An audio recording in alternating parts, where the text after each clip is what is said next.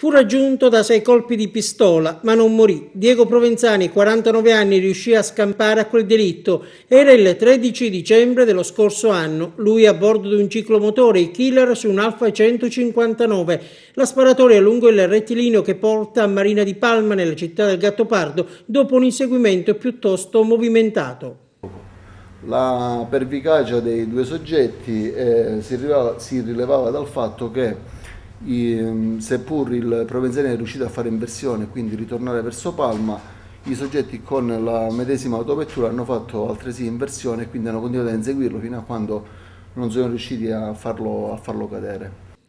A parlare Giovanni Minardi, dirigente della squadra mobile di Agrigento, perché a distanza di meno di un anno sono stati catturati i presunti autori di quel tentato omicidio. Si tratta di Domenico Sampito, di 67 anni, e di Salvatore Ingiaimo, di 33 anni, entrambi palmesi.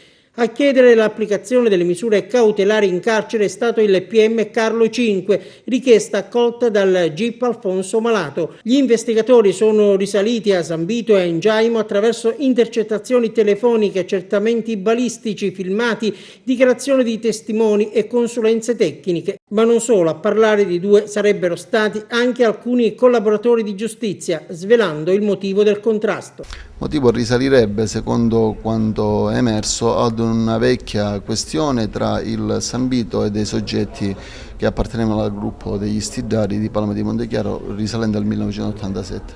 Per l'esattezza un furto che era avvenuto all'interno dell'armeria del Sampito stesso.